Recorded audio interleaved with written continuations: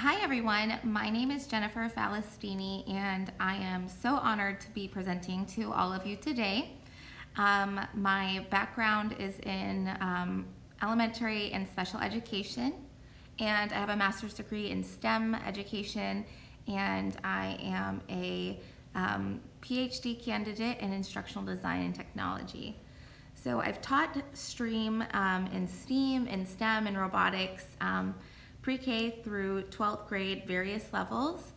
And so today I'm excited to kind of share with you my experience in STREAM education and how to create authentic STREAM project-based learning experiences, regardless of what subject you teach, content area, or age level. So today we're going to kind of go over how to integrate STREAM into any classroom. So currently I teach I don't teach. Currently I'm the curriculum specialist at the Diocese of Venice Department of Education in Florida. So I oversee curriculum, instructional design, teacher recertifications, and accreditation for 15 schools along the Gulf Coast of Florida. And we recently developed our STREAM and robotics program and revamped it actually and rolled it out in the winter. And so today I'm going to be sharing with you the different aspects of our STREAM program, and again, kind of the formula that we've created to allow for teachers to feel confident and have the tools that they need to integrate STREAM into their classrooms. So today's presentation, we're going to be going over what is integrated STREAM. I'm going to teach you a simple STREAM formula that I developed over years of practice. We're going to learn about the engineering design process and technology integration, the TAP technology integration model that I developed in 2017. And we'll go through that. And then also we're going to talk about the gifts of Christ, which is our version of religion and religious integration in the STREAM acronym. Okay, so first of all, what is STREAM? So STREAM developed and has evolved from STEM, and STEM has been around for a very long time. So STEM, of course, it stands for science, technology, engineering, and mathematics. And so STREAM came about after the push for STEAM in public school systems. And what we're finding at the research level in the United States is that students are not choosing STEM fields of study in their post-secondary education journeys, and we are falling behind as a nation in producing STEM leaders. And so about 10 years ago, there was a push for how do we start introducing students and getting students excited about STEM fields. And so specifically, we are pushing biomedical, computer science and technology, coding and engineering, and advanced mathematics. Art was added into the STEM acronym to say STEAM, and a common misconception is that the arts were added as its own separate entity. The thing is that they added the arts for artistic expression and artistic reasoning.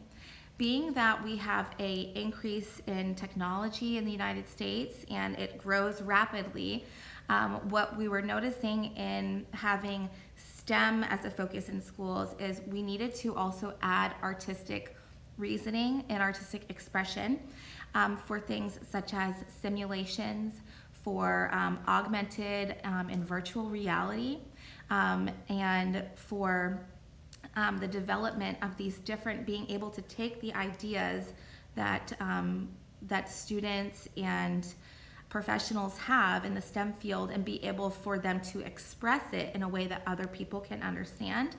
is very important. And so that's why we've added the arts or artistic reasoning to STEAM.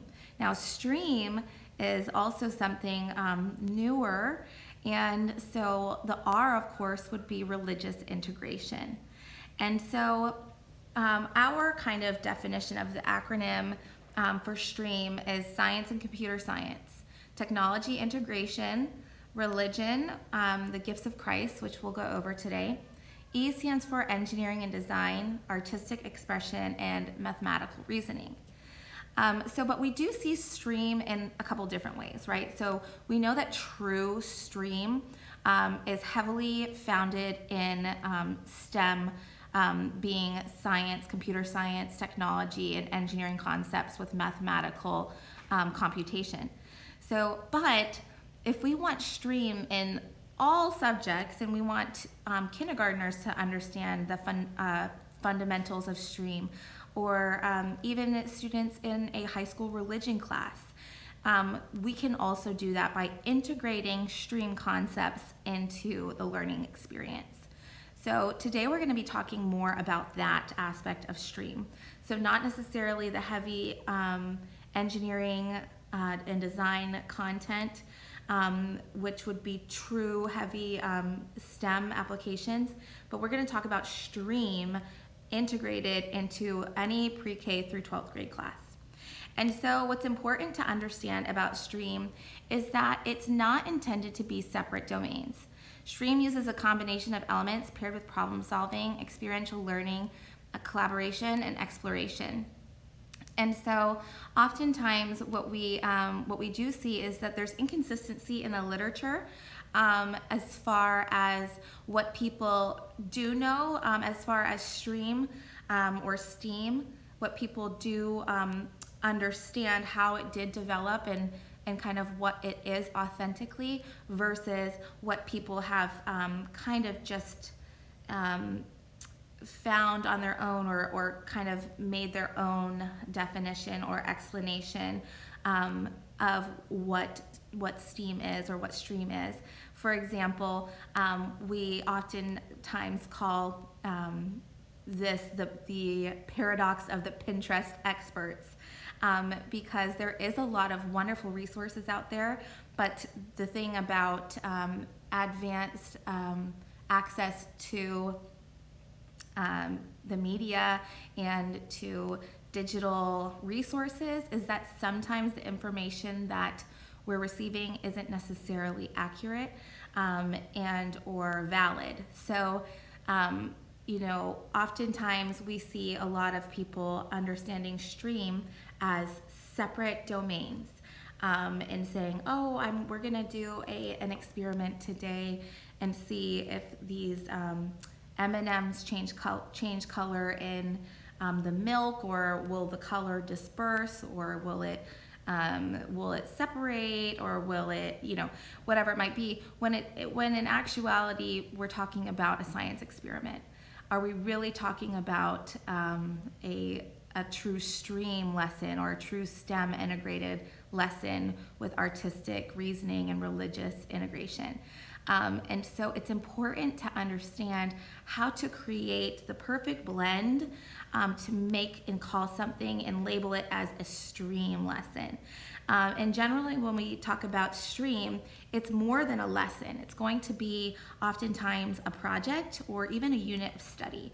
Because if it's a true STREAM lesson or learning experience, it's going to have multiple different learning goals, and being integrated, it's going to have multiple layers and complex cognitive reasoning skills, and most times students are going to be actually producing or creating something that is innovative or creative, and so it's going to take more than one lesson for all these components to come together. And so when we look at STREAM, and this is a definition that I've kind of come up with over the years, and again, this isn't necessarily what authentic STEM is, but we're talking about STREAM in K-12, pre-K-12 education. And so STREAM is taking science, the natural science concepts in computer science or robotics, for example, and engineering content and concepts as it relates to the world around us, using mathematical computation and reasoning and religious integration and dispositional thinking to analyze findings and draw conclusions, and produce evidence of understanding using the following tools, being technology as a vessel to explore phenomena, share findings, and create innovative solutions to real-world problems, using artistic reasoning and expression. And so that's, we have STREAM lined up as a nice acronym there, but really it's almost see Marta. So that's just a different way of thinking about STREAM. Although it does have a nice kind of laid out acronym, it is not intended to be, it's intended to be meshed together. And so in developing this, we created our own kind of STREAM formula because we're taking, years of practice and research and experience, and I needed to take all of that and put it in a way where our teachers could understand it. And again, there isn't a lot of literature out there right now on how to develop STREAM curriculum for teachers. So we created the STREAM formula, and this is kind of a best practices scenario. So STREAM lessons should have the following. And it's a combination of 4 kind of separate categories here to create a really good, solid STREAM lesson. So STREAM isn't necessarily taking, I'm just gonna pick and choose parts of the acronym, so I'm gonna use art and religion and math. That's not necessarily going to be an authentic foundational STREAM lesson. It might be a great lesson, but if we're gonna label something as STREAM, then it has to kind of follow the following rules. So you want to make sure that you have at least one of the following. So either science or engineering. Now, this doesn't always work seamlessly in the beginning with teachers that aren't assigned to or have had experience in teaching STEM concentrations. So for example, if you are a early childhood teacher and maybe you don't have a lot of experience in higher level science and engineering concepts, you can still do a STREAM lesson using the engineering design process thinking. And so we'll go over that. So that's kind of the loophole for those classes that maybe aren't necessarily heavily tied to a STEM concentration. So religion or English or even sometimes history or world languages. You can use engineering, the engineering design cycle, or sometimes we call it engineering design process, and the thinking of the engineering design process to create these STREAM lessons. So science or engineering, and of course that could be computer science as well. Then you want to pick a tool, and you could do both, but you should have one or the other, either artistic reasoning, so some sort of creation or presentation or project that the students will be creating to express their ideas. So either using artistic reasoning or using technology as a tool or vessel to present their findings or their solution. Always in STREAM and being in Catholic education, we will always use religious integration. And in our core subject areas for daily instruction at the Diocese of Venice, all of our teachers are required to use the faith integration standards that were designed by the Cardinal Newman Society. And so we have those integrated into our curricula. But for STREAM lessons, since those are already being taught on, we use the gifts of Christ. And so we're going to talk about that in a little bit. And then almost always you're going to use some sort of mathematical reasoning skill standard of sorts in your stream lesson.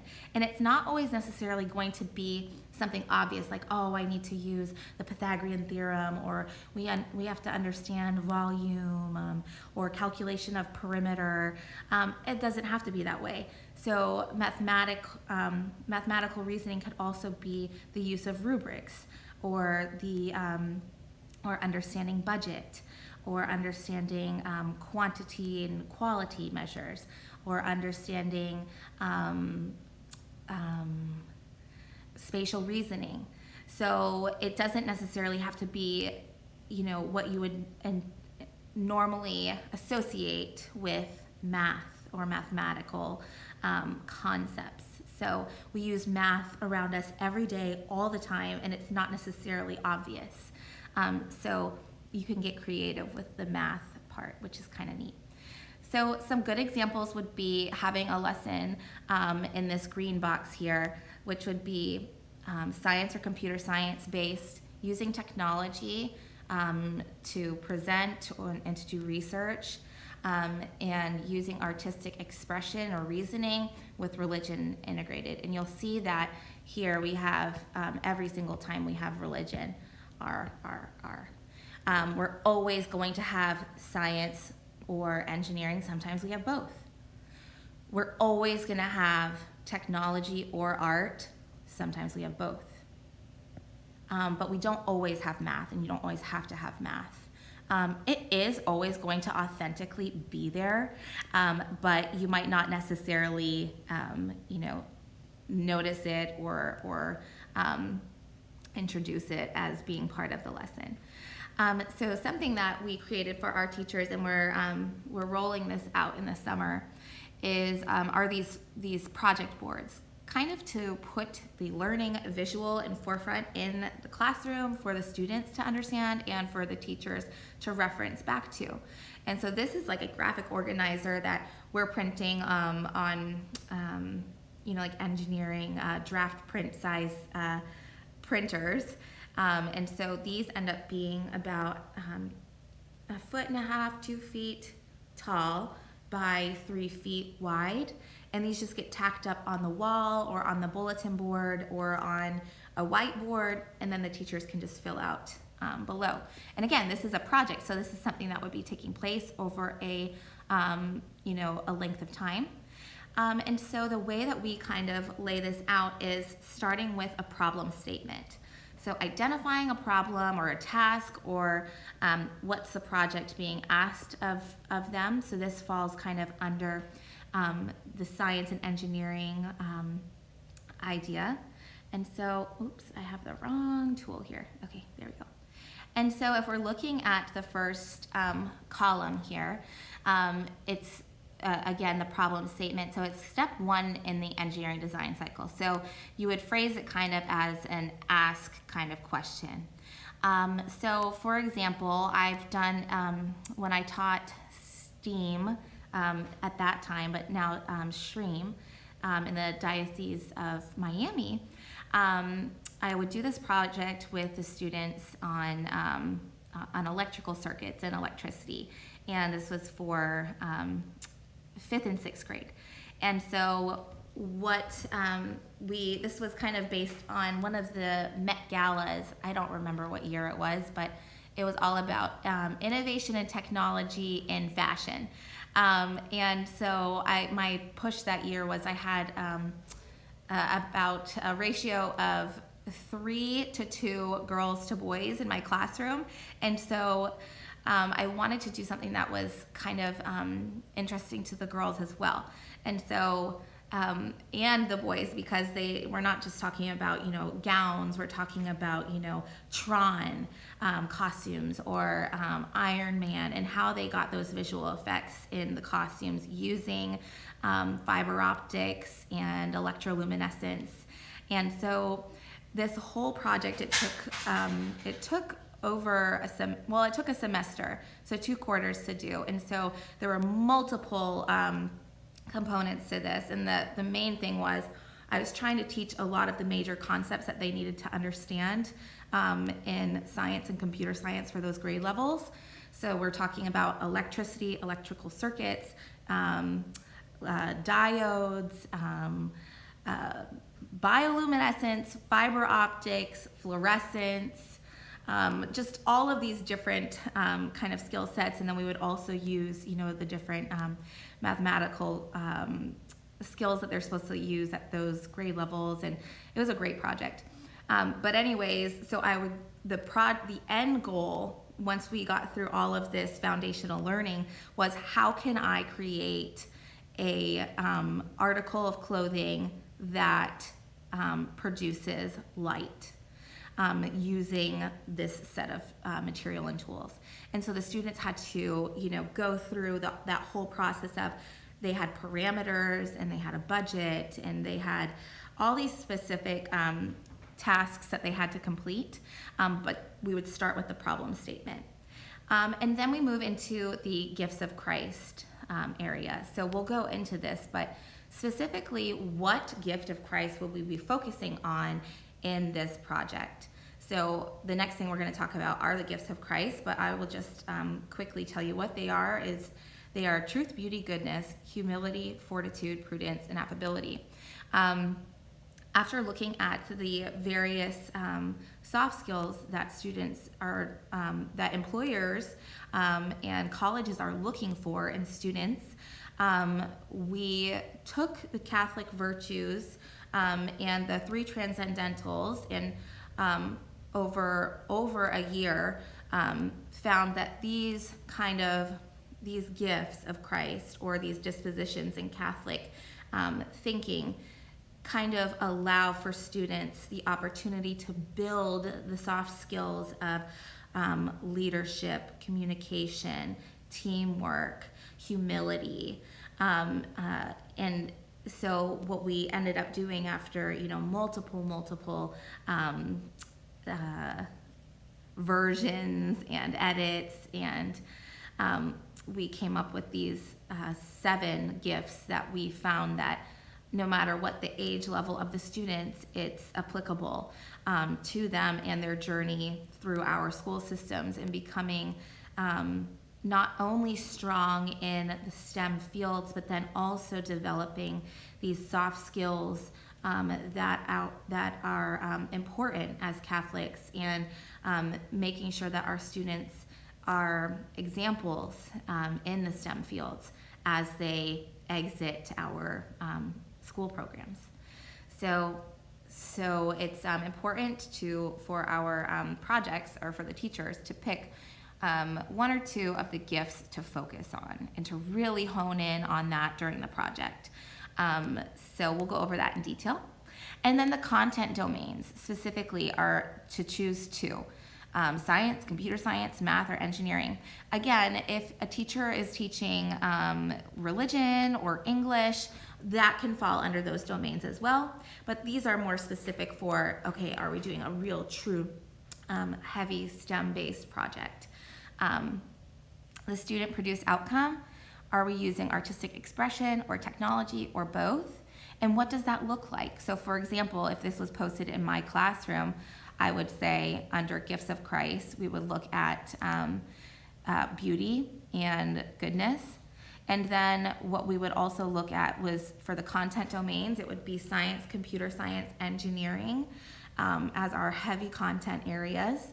And then the student-produced outcome would be that a student would produce a article of clothing that you can use, that works and functions and produces some sort of light, whether that be fluorescence, phosphorescence, LEDs, or electroluminescence, or incandescence. And so the technology integration then would be, we would be using technology in a transformative way. So students would be using, and I'll go over that in detail, but they would be using their personal digital devices for research and for design, and using computer algorithms to code and program their light source, but also to use to demonstrate and present their findings and their ideas. And they'll also be using it as a collaborative piece in a way that without the technology, they wouldn't be able to, because they'll be using digital platforms in which they can work simultaneously and synchronously together with partners, even when they're not sitting next to each other. So we'll kind of go over that too. So I just will briefly go through these couple of instructional models, and you have the opportunity to download these as well after the presentation. But part of the framework for our STREAM initiative, we took the 5 E's of engage, explore, explain, elaborate, and evaluate, and we added plus relate. And so the model takes the 5 stages of project-based learning and the universal design of learning using the 5 E's. But what we're saying is during the engage, explore, explain, and elaborate, that all the time we are wanting people to, or the students to, evaluate and relate back to the faith.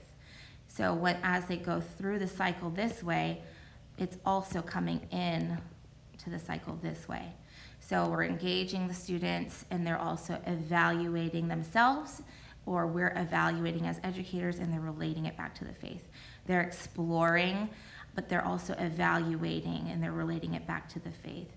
They're explaining, they're evaluating, relating it back to the faith, elaborating, evaluating, and relating it back to the faith. And so that's the design model that is foundational in our STREAM program. And so, oops, I think I messed up here.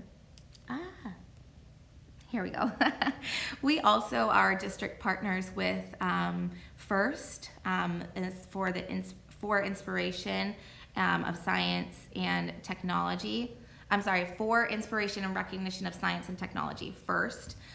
It's the leading #1 robotics program in the world, and they partner with LEGO. And so part of our framework for our STREAM curriculum goes along with LEGO developed a 4 C's framework, but we also added the relate again. So connect, construct, contemplate, relate back to the Catholic faith, and then continue. And it just continues in a cyclical format. Okay, so the engineering design process. So the engineering design process, there's many different versions out there, and this is kind of our most simplistic version that can work with preschool all the way to 12th grade. So ask, imagine, plan, create, test, and improve. And of course we have different versions of this for our students as they get older. Of course, adding in research and design as part of the cycle.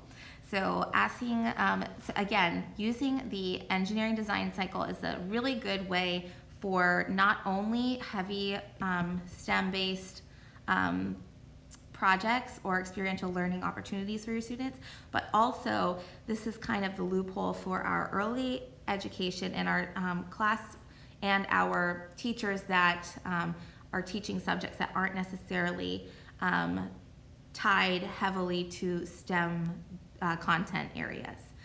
So for example, let's say you're teaching a high school religion class and you want to do a STREAM lesson or project. Perhaps you might be exploring ancient architecture or in the Holy Land or cathedral designs. Different types of cathedral designs. I don't know. I'm not a subject area expert in religion, but that's just an idea of what you might, an idea of how could you tie it into your high school religion curriculum, but then turn it into a problem. Or turn it into a project where students are either asking themselves, what is being asked of me in this project? I'm being asked to whatever it might be. Or you might ask them a question that has to do with a real world problem, and you're wanting them to come up with a solution of sorts. So I won't go through this completely, but this is included in, these slides are included in a bundle that you can download after this presentation. But basically, I have a 4 teachers ready to go. What is engineering and what is the engineering design process for students and for teachers. And so we go through ask, imagine, research, plan, create, test. This might be the prototype, or this might be, a stopping point if you're thinking literature based. This might be the part where, I've answered my research question, or I've explored it to the extent that I can right now. And here are the gaps in the literature, or here are the next steps moving forward, or recommendations for moving forward. So it doesn't necessarily always have to be a physical prototype that you're testing.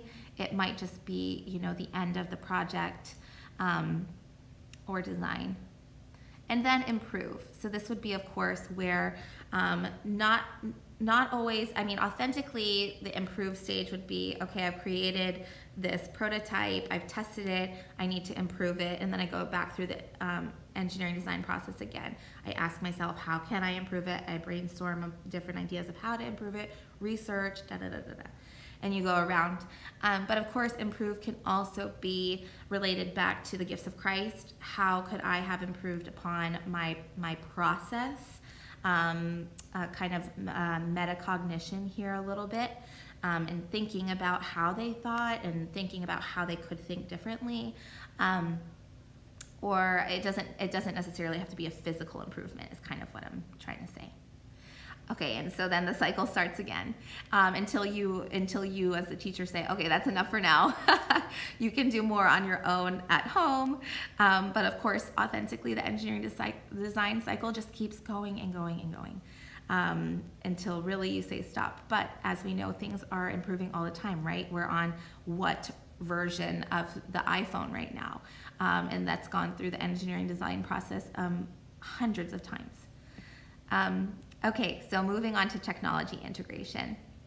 So in my master's thesis, I studied the National Education Technology Plan and the gap of the digital use divide. So basically, we're still waiting for the new National Education Technology Plan to come out. But the most recent one from 2016 was one of the biggest findings or calls to action would be that students do have access to technology now, more so than ever. Not everyone does have access, but everyone does have the ability to have access to technology at this point. What the issue is now, though, is that technology is evolving faster than we can evolve in the education system to keep up with it and understand how to implement it appropriately and in a way that is helpful to our students and not hurtful.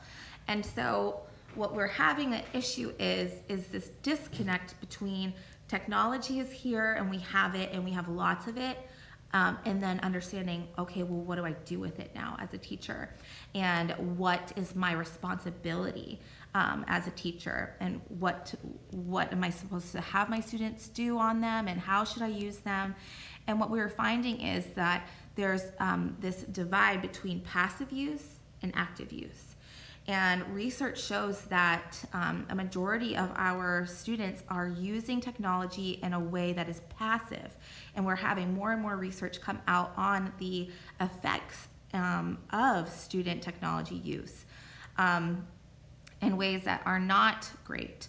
And so it's important for us as teachers to understand that technology is good, but it's also very, very bad. And so that comes, from years and years of experience and research and knowledge. And the power in this is understanding as a teacher how to teach our students how to use technology. Just like we would teach our students how to use a pair of scissors. Now our students are growing up with devices, and so we have to teach them how to be responsible users of this technology because it does have addictive tendencies. It does have long-term cognitive and social emotional effects, and it does have long-term neurological effects as well as physical effects too on the skeletal system and the eyes. And so there's lots and lots of research that goes over this, and we won't get into it, but what's most important to understand is that you're the first line of defense, because you have a student longer than a parent would have a student during the day and during the year. And so it's important that we understand how to teach technology and how to implement and integrate technology in a way that is not passive consumption of content, but in a way that we would use the technology for a tool to learn. And so I developed the TAP model, the TAP technology triangle, for teachers to remember the different levels in which we can integrate technology. This was developed after research and using the SAMR model. Dr. Puntadora, I've followed his research and had the pleasure of meeting him last year. And so this is taking the SAMR model but putting it more in a way for teachers to understand and the call of action with the National Education Technology Plan verbiage of passive and active use. And so I have, lessons that we do with our teachers on the 3 different tiers. So tier 1 is passive. Technology that's consumed and used in a way that students they're basically just replacing or using in substitution of. So textbooks, physical textbooks versus digital textbooks. They're the same thing, except that you're now hurting a student's eyes by having them read on a textbook all day versus reading in a normal book that exists in real life. So that would be a passive use. Do we use passive use? Yes, all the time. Is it important that we do use passive use? Sure. But it's also important to understand the balance of when designing classroom instruction of, I am going to have passive use. We are going to have digital textbooks. We are going to have to research online. We are going to have to create articles and documents on our devices. But what's important is to have balance. And if all you're seeing is passive use and you're using it all day long, it might be time to cut back some of that, use traditional methods of learning like writing notes or reading text off of the screen, and allowing for other opportunities in which you're using technology actively or transformatively. So a little passive, a lot of active, and strive for transformative. So that's the main goal of the technology triangle. And then this is just an example. You can pause the video if you wanted to look at this. But I do have the slides for this presentation also in my bundle at the end. Basically, it's a train the trainer type of thing where there's suggestions for the administrative team and then suggestions for educators.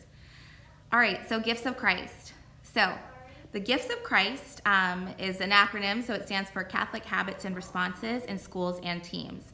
And so this is something that we created kind of to fill the gap of the religion component of STREAM, but then also it developed into almost a school management, classroom management type of program that really you can differentiate and use in multiple different ways.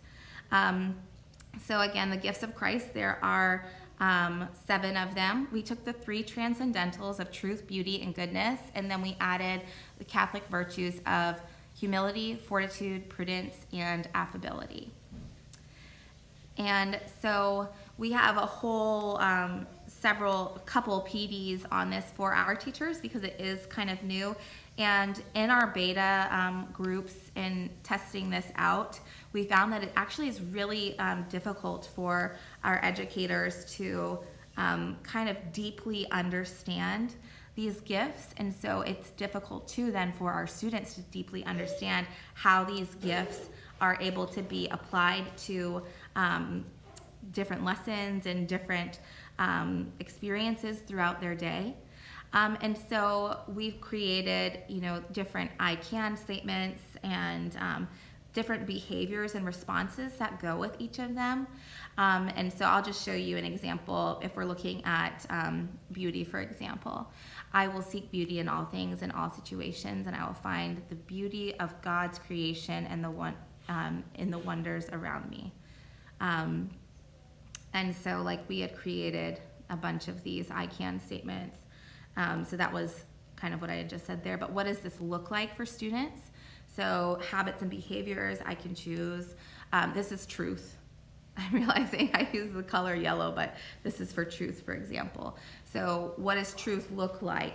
I can, what are the habits and behaviors of a student, and what does this look like? And of course, a great activity would be to have the students involved with this process at the beginning of the year, and then to always reflect back. What does a truthful person do, and what does a truthful person seem like and respond like? And so again, these are habits and responses that we want our students authentically, after leaving 12 years of education in our Catholic schools, to be able to have a strong foundation in these gifts of Christ. So it transcends stream, but we had developed it for the stream, the religion gap. We're also really excited about, we've started creating these characters to go along with all the different gifts of Christ, because some of these words and definitions and concepts are very, maybe a little bit higher level for our early learners. Not saying they can't grasp it, because I know they can, but we are developing a set series where we introduce the different gifts of Christ through these abstract characters.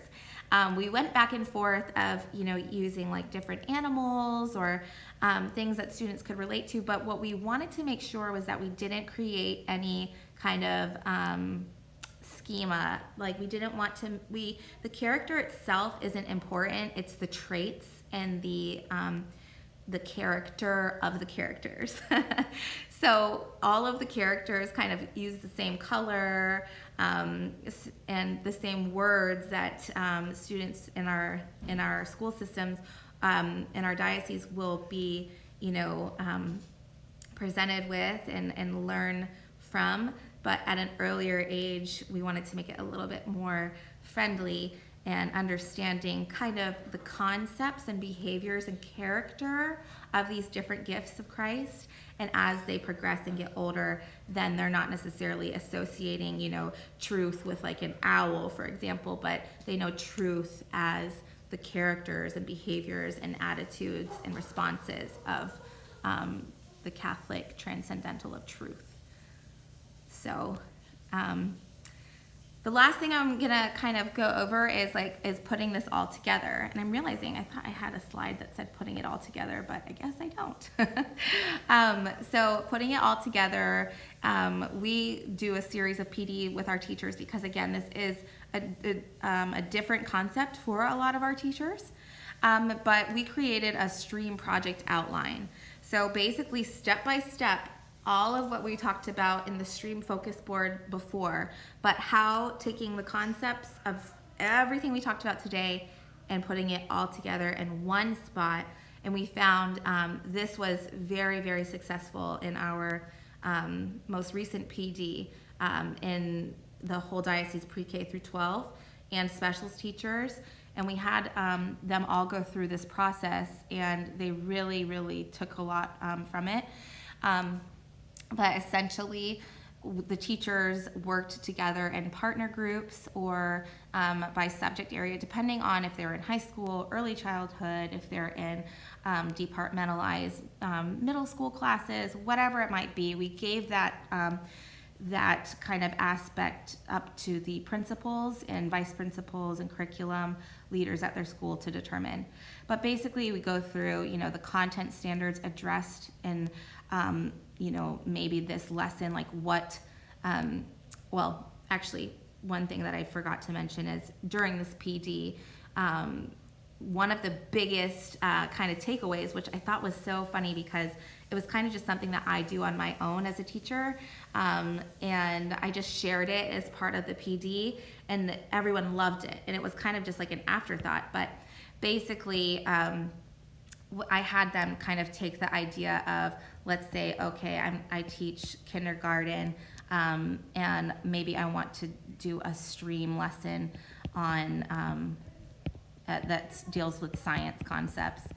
And so what are the major concepts in science when I look at my list of standards that students are to do and learn and understand? So for example, pushes and pulls, working with partners in collaboration, observing five senses and body parts, and these were all the main big ideas, and I would kind of write them out in looking at my list of standards, and then from there, I'm able to take these major concepts and create one big project in teaching them.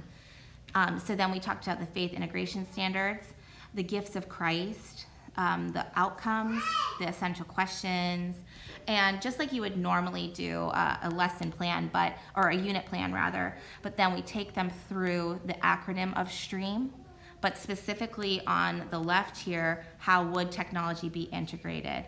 How would this use science or computer science? Kind of asking questions as they go, breaking it down into an engineering design project, and then breaking down the knowledge of, okay, this is a great project, but what do you have to teach before they get to that point? What are the breakdowns for the essential questions or the DQs? And so then we also had them, we provided a graphic organizer that goes through the gifts of Christ, and specifically, okay, in science class in kindergarten, what are some I can statements that I can create for all the gifts of Christ? And you could do this for, the 5 subjects that you teach, and you go through, and then boom, you have a whole repository of that you can pull from throughout the year. It takes, a little bit of front-loaded work, but then once you have the different I can statements for your subject for the year, then you have something that you're not scrambling for last minute. And it does take a little bit of thought to kind of create these documents. And then the last thing that we also provide our teachers with, in addition to a huge PDF that goes along with this, that has the different descriptors of the teacher, students, and environment for the different tiers and what that looks like for the different tier of technology use. But basically, the teachers could go through and say, maybe this is specific to just science class, or maybe this is for all of my 4th grade class, okay? Maybe this is all subjects, and this is how we would use technology in Tier 1 in my class. This is other examples of how we would use Tier 2. And then again, when they're writing out their unit plans, or when you're writing out your unit plans, you have something that you can say, oh yeah, that's right, I could do this from Tier 3 instead of maybe something from Tier 1, and kind of switch it up a bit. So we covered a lot of information today. I do have this little scan code here. If you want, you can scan this with your phone. And so those are all our little gifts of Christ. So you take your phone and you just open it up to the camera setting, and you hover over it. And then what it does is it pulls up this link at the top. And if you click on the link, it will bring you to our NCEA bundle. And so we have a sale right now with all of the stuff that we went over today, the PowerPoints, the clip art images, the I can statements, gifts of Christ, all of the forms and papers for $5 a download. So if you scan that there, you can, if you don't want to redo the work yourself, you are more than welcome to take advantage of that offer that we have right now.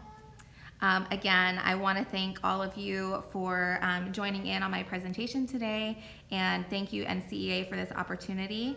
I hope to see all of you soon. I hope that you got something from today and are inspired to and feel confident to integrate STREAM into your lessons.